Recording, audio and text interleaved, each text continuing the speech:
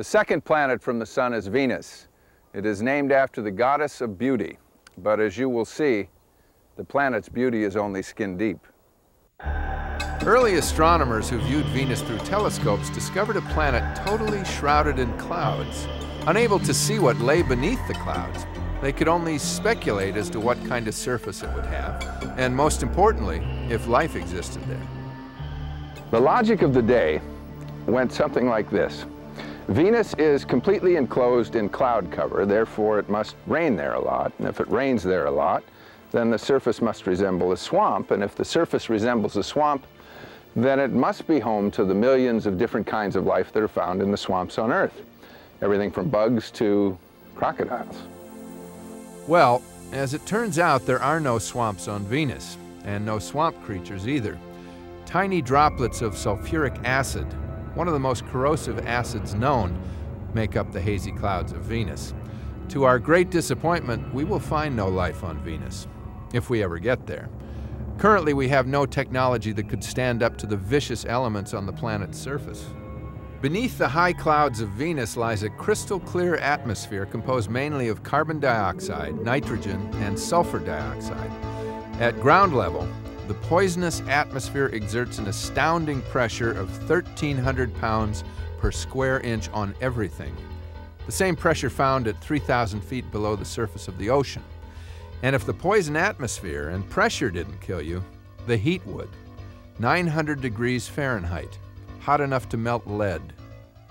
In 1975, two probes, both launched by the Soviet Union, landed on the surface of Venus. The Soviets had designed the landers with the heat and pressure in mind. They were made of heavy-gauge steel and cooled with liquid nitrogen. Even the cameras on board had lenses made of diamonds. The probes transmitted data from the surface for only 30 minutes before going dead. Venus is nearly identical to Earth in weight, size, and chemical composition. It has a similar axis tilt and may even have had water on the surface at one time. Now, this similarity makes the study of Venus very important to us. You see, Venus is probably the best example of what has been termed the runaway greenhouse effect, an effect that could have drastic implications for life on planet Earth, should it start here. The sun warms all planets to some degree. The amount of radiation each receives from the sun, plus the kind of materials composing its surface and the atmosphere, determine the planet's temperature. So, imagine two identical planets on an equal distance from the sun, one covered with shiny aluminum foil, and the other painted flat black. After a time, the black planet will stabilize at a higher surface temperature than the shiny planet because it absorbs rather than reflects light. Now, to return to our comparison of Earth and Venus, the average temperature of Earth is 59 degrees Fahrenheit, and this temperature works in total harmony with the needs of life. Just enough sunlight is absorbed by the air and ground to maintain temperatures in which all living organisms can survive. The 900 degrees Fahrenheit temperature of Venus is deadly. Now, even if Venus were to orbit at the same distance as the Earth, it would maintain killing temperatures because the carbon dioxide in its atmosphere acts like a thermal blanket. Earth and Venus have the same amounts of carbon, but Venus carries most of it in the atmosphere as CO2, and Earth holds its carbon in the form of carbonate rocks. About 1 billion years ago, from the point of view of life as we know it, something went critically wrong on Venus.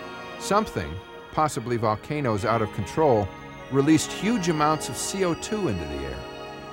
The new abundance of CO2 trapped the increased heat of the maturing sun and caused surface rocks to heat and give up more CO2.